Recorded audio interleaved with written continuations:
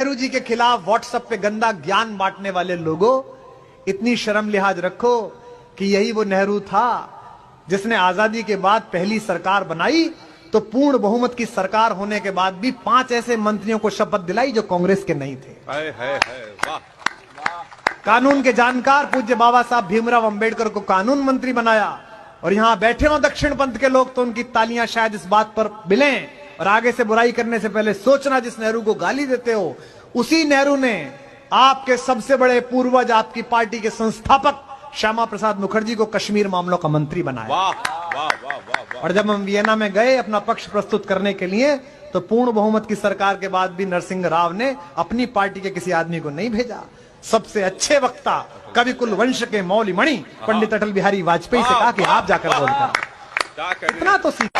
नेहरू जी का जन्मदिन था, सारे बड़े कवि आए हुए थे हिंदुस्तान के। बच्चन जी ने कवि गोष्ठी रखी थी, नागार्जुन आए हुए थे किसी संदर्भ में, नागार्जुन मिलने गए थे बच्चन जी से, तो इंदिरा जी उनको सुन चुकी थी शांति निकेतन में, इंदू कहते थे, तो इंदू जी बुलाने आई कवियों को कि भैया प्रोग्राम शुरू होने वाला, जैसे आपको हमको तबस्सुम जी कहने आई थी आइए। तो देखा बाबा नागार्जुन बैठे हैं, तो इंदू जी ने कहा कि बाबा आप भी चलिए, पापा की बर्थडे है, आप कविता। तो नागार्जुन ने कहा, जवान नागार्जुन ने, कि इंदू तुम्हारे पिताजी हमारी कविता सुन नहीं पाएंगे। अब इंदिरा जी तो बहुत शालीन थी और स्वीकार करने वाली थी। इंदिरा जी ने कहा नहीं नहीं कोई बात नहीं, आप चलिए, सब स्वीकार करेंगे, आप चलिए, मेरा इसरार किया। बच्चन जी ने भी शर्मा शर्मी कहा कि चलिए चलिए।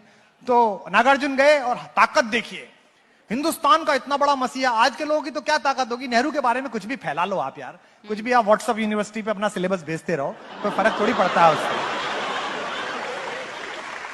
हिंदुस्तान की आजादी के आंखों को भाखड़ा नागल बांध और आईआईटी आईएम का ख्वाब देने वाला आदमी अगर आपको पसंद नहीं है तो ये आपकी दिक्कत है भाई, हमारी दिक्कत नहीं है।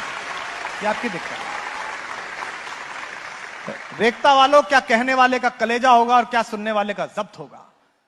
वो आदमी जिसे नासिर टीटो दोनों सलाम करते थे, वो आदमी जिसे अमेरिका और रूस अपने खेमे में लेना चाहते थे, वो आदमी जो गांधी का दत्तक पुत्र माना जाता था, वो आदमी जिसे प्रोफेसर लास्की प्यार करते थे इकोनॉमिक्स के, लंदन कॉलेज ऑफ इकोनॉमिक्स के, उस आदमी को सामने बिठाकर एक नौजवान शायर नागार्जुन ने कविता पढ़ी, वतन बेचकर पंडित नेहरू फूले नहीं समाते हैं, फिर भी गांधी की समाधि पर झुक झुक फूल चढ़ाते हैं।